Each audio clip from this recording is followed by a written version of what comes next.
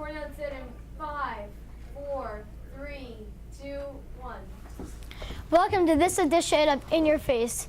This edition is brought to you by my partner Johnny, and I'm Benjamin. Today we will talk about the best pitching rotation and best lineup in all of baseball. So, Johnny, who do you think has the best rotation / lineups in baseball? For pitching, I think it may be the Nationals. But for rotation, it's kind of hard because there's so many good teams, like the Giants, the Brewers. Like, they all have good lineup. For pitching rotation, I say the Dodgers, Kershaw, Ryu, Greinke, Herron. Dominant. Yeah, but they haven't been doing dominant lately. And then for lineups, I say also Dodgers. You got Hanley Ramirez, Matt Kemp, Carl Crosford, Yasiel Puig. When you put all those four superstars together, and Adrian Gonzalez, when you put all four superstars together, you make one super team. Yeah, but the thing is also, they've not been doing what they've been predicted to do. They've been doing very bad lately. Their team is not doing that good right now. And I don't think the pitching lineup's doing what they should be doing.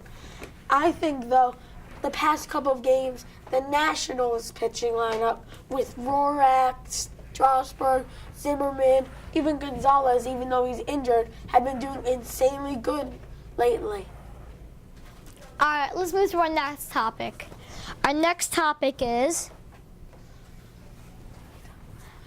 the best organizations in all of baseball. So, who do you think has the best organization? I think that the Giants may have the best organization. They've got a very good pitching lineup, one of the best. They also have one of the best fielding lineups. But I also think that the Toronto Blue Jays are in very good condition because they're the number one hitting team in the entire league.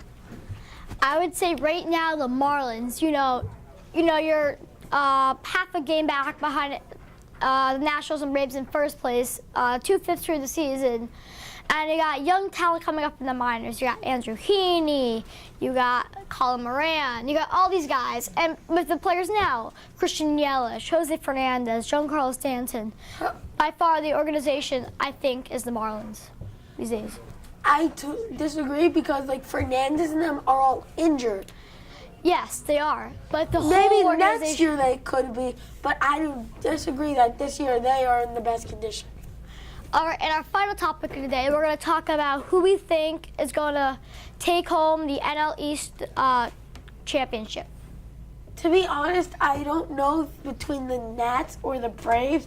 They're both two amazing teams, both two teams that put up a fight. Both have young players, and then it'll come down to a game or two in the end.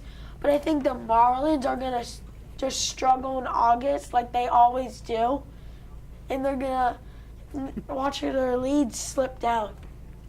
Well, I would say it's a tough decision. You got the Nationals, who are dominant even without Harper, and they were dominant even without Zimmerman. And you got the Braves, and the Braves, all their guys are together. They're not injured. Besides the rotation's off, and now they found young pitching in their AA, AAA system. If one player or two gets hurt, one main player, like for example Justin Upton or Freddie Freeman were to get injured, the Braves I say would slide down. And the Marlins are no doubt the surprise team of the year. They are half a game back behind the last few years of the division champions, the Braves and the Nationals. The Marlins, if they keep on hitting like they're hitting and they keep pitching like they're pitching, you can see them they can be contenders. Yeah, I definitely think they are contenders. What I'm saying, though, is that they have a lot of injuries.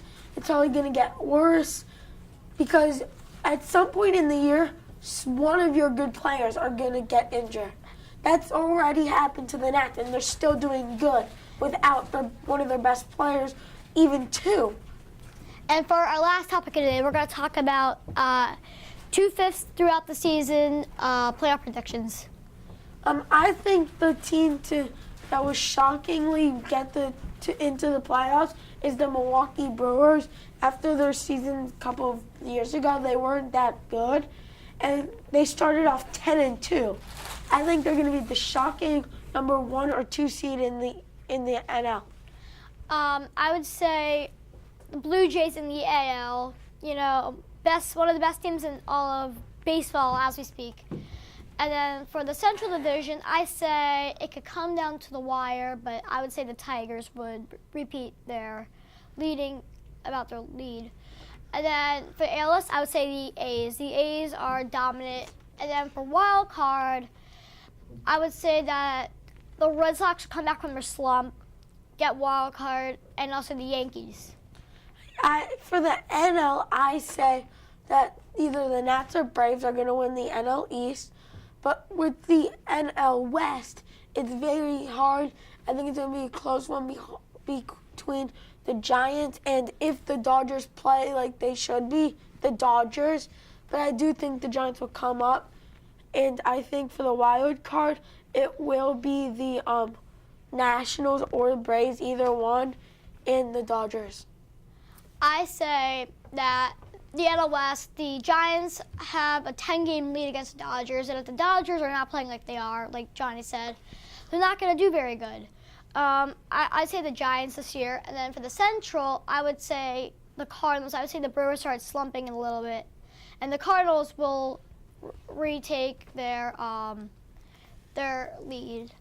And then for the NL East, it's going to be a tough division this year. I have to say the Nationals will take the spot. And then for the NL wild card, I would say the Marlins and the Braves. There'll be another NL East showdown. I totally agree with that. I think every year there is a showout, a big tiebreaker with the NL East. Last year, the Braves were the team that came up by 2 games. The year before, the Nats were the team.